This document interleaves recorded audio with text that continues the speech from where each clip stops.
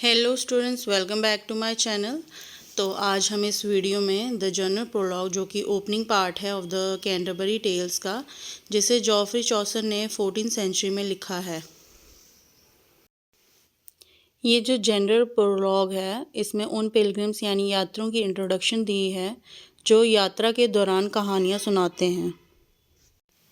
ये बहुत ही important work है इंग्लिश लिटरेचर का।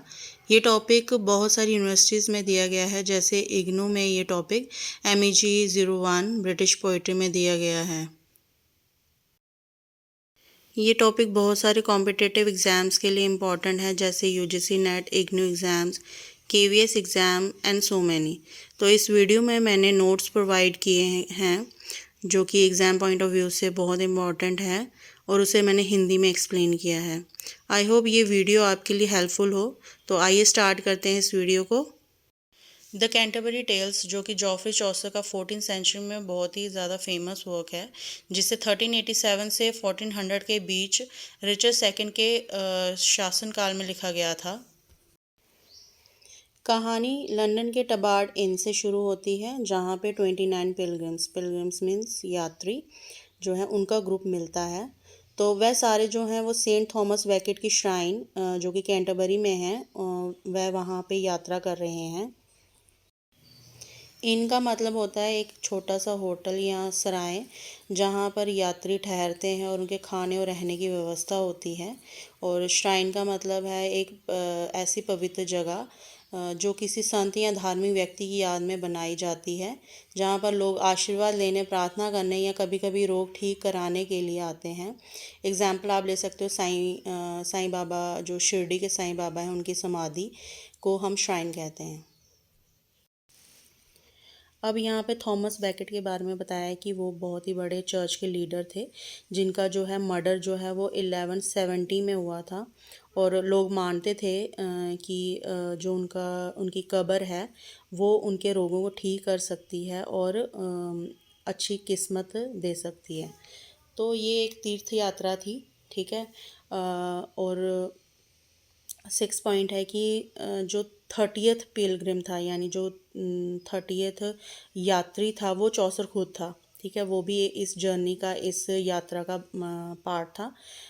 तो टोटल जो हैं वो हमारे 30 पिलग्रिम्स हैं, यानी 30 यात्री हैं। इनके मालिक हैरी बेले, उसने यात्रा को मज़ेदार बनाने के लिए स्टोरी टेलिंग कॉन्टेस्ट यानी कहानी सुनाने की प्रतियोगिता करने का सुझाव दिया। तो ये जो स्टोरी टेलिंग कॉन्टेस्ट है यानी कहानी सुनाने की जो प्रतियोगिता है, इसके रूल्स ये थे कि हर एक पिलग्रिम यानी यात्री वह 2 स्टोरीज़ थॉमस बैकेट की श्राइन है, वो वहाँ जाते हुए सुनाएंगे और 2 स्टोरीज़ आते हुए सुनाएंगे, ठीक है। यानी एक पिलग्रिम को कितनी स्टोरी सुनानी है? 4 स्टोरी सुनानी है। सो नेक्स्ट पॉइंट है कि ये जो स्टोरी टेलिंग का कॉन्टेस्ट है यानी कहानी सुनाने की जो प्रतियोगिता है, इसका रूल्स ये थे कि हर एक पिलग्रिम्स को यानी ये हर एक यात्री को जब वो थॉमस बैकेट की श्राइन में जाएगा तो वो 2 स्टोरी सुनाएगा और आते वक्त 2 स्टोरी सुनाएगा। यानी एक पिलग्रिम को, एक यात्री को 4 स्टोरीज टोटल सुनानी है। तो 30 पिलग्रिम्स थे, तो उन्हें प्लानिंग थी कि 120 स्टोरीज़ वो सुनाएंगे, ठीक है। उसमें से जो 24 स्टोरीज़ ही कंप्लीट हो पाई। बाकी जो जो ये वर्क है वो अनफिनिश्ड है, क्योंकि चौसर जो है इस वर्क को फिनिश करने से पहले ही उनकी जो है डेथ हो जाती है। तो ये पॉइंट बहुत इम्पॉर्टेंट है, बिकॉज़ ये पूछा जाता है कि चौसर का अनफिनिश वर्क कौन सा है। हर पिलग्रिम को इनकरेज करने के लिए, ताकि वो स्टोरी टेलिंग कॉन्टेस्ट में पार्टिसिपेट करें, तो हैरी बेली ने प्रॉमिस किया कि वो जो भी पिलग्रिम सबसे बेस्ट स्टोरी सुनाएगा उसे टबार्ड इन में, जब वो कैंटरबरी से वापस आएंगे, टबार्ड इन में फ्री डिनर जो दिया जाएगा एज अ रिवॉर्ड, जो जिसकी पेमेंट जो है वो बाकी पिलग्रिम्स करेंगे। तो अब हम जनरल प्रोलॉग को पढ़ते हैं। तो द कैंटरबरी टेल्स के जनरल प्रोलॉग की शुरुआत जॉफ्री चौसर ने स्प्रिंग सीज़न के डिस्क्रिप्शन से की है, जहाँ लोग तीर्थ यात्रा पर जाना पसंद करते हैं। इसका रीज़न ये है कि मेडिवल पीरियड्स में सर्दियों के दौरान लोग अंधेरे घरों में रहते थे, जहाँ बहुत कम गर्मी होती थी। उनके पास खाने के लिए भी ज़्यादा ताज़ा खाना नहीं होता था। वह ज़्यादातर सॉल्टेड बीफ, स्मोक्ड बेकन, सूखे मटर, बीन्स और पुराने गेहूँ या जौ खाते थे। फ्रेश फूड यानी ताज़ा खाना न मिलने के कारण लोग स्कर्वी जैसे बीमारियों से पीड़ित हो जाते थे। यही कारण है कि जब सर्दी ख़त्म होती है और मौसम सुहावना हो जाता है तो लोग तीर्थ यात्रा पर जाते हैं। अप्रैल वह महीना होता है जब घास फिर से उगने लगती है, पेड़ हरे भरे हो जाते हैं, पक्षी गाना गाने लगते हैं और मौसम सुहाना हो जाता है।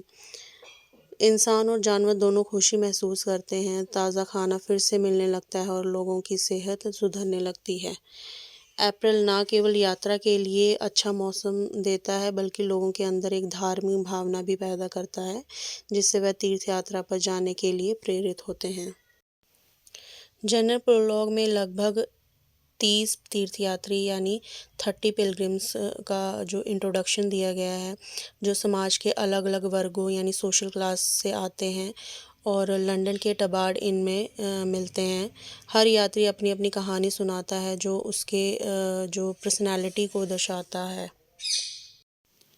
अब हम जनरल प्रोलॉग के कैरेक्टर पढ़ेंगे।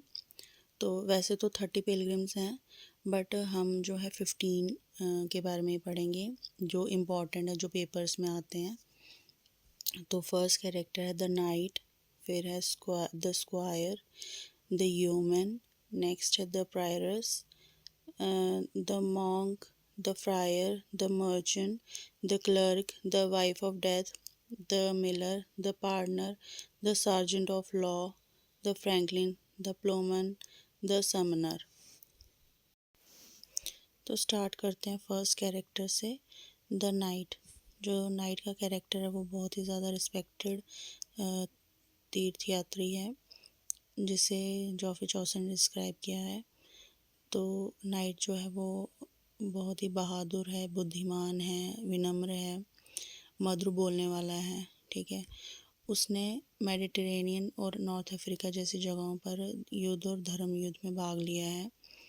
और उसके जो पहनावा है वो उसके कपड़े सिंपल हैं, जिसे जो कवच पहनने से या युद्ध के वजह से उसके कपड़ों पर दाग हैं, जिससे पता चल रहा है कि वो युद्ध से सीधा इस तीर्थ यात्रा पर आया है, ठीक है।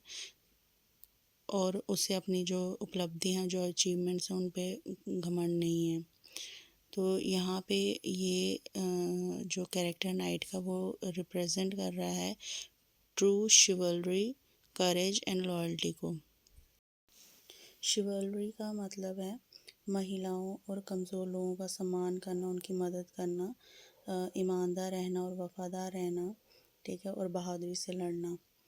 तो इसका मतलब है वह सच्चे शौर्य, साहस और वफादारी को दर्शाता है। वह शांत और विनम्र है। तो यहाँ पे थोड़ी आयरनी शो हुई है, क्योंकि जो मिडीवल टाइम में जो नाइट हुआ करते थे वो बहुत ही ज़्यादा घमंडी और एनर्जेटिक थे।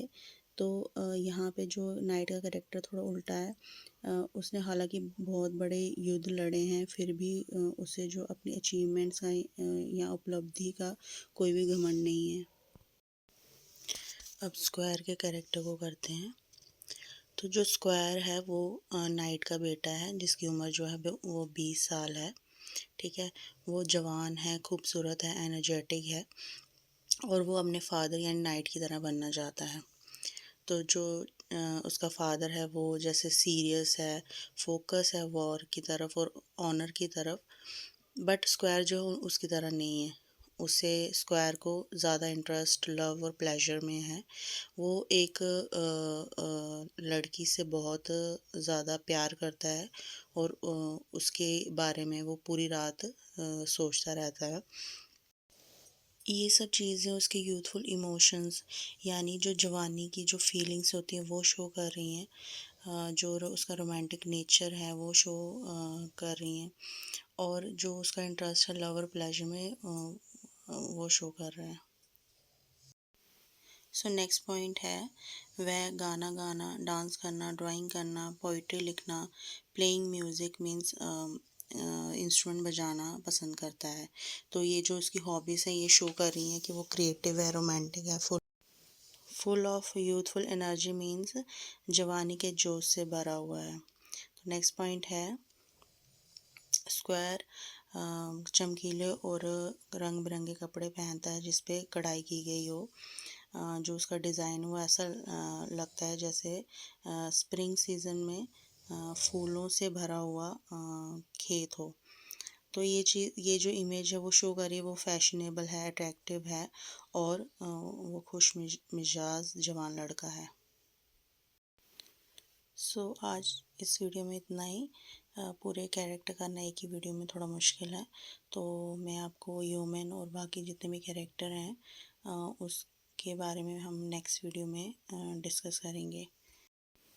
आई होप आपको मेरी ये वीडियो पसंद आई हो। अगर आपको मेरी वीडियो पसंद आई है तो मेरे इस वीडियो को लाइक और शेयर कीजिए और मेरे इस चैनल को सब्सक्राइब कीजिए। Thank you for watching students. Bye bye.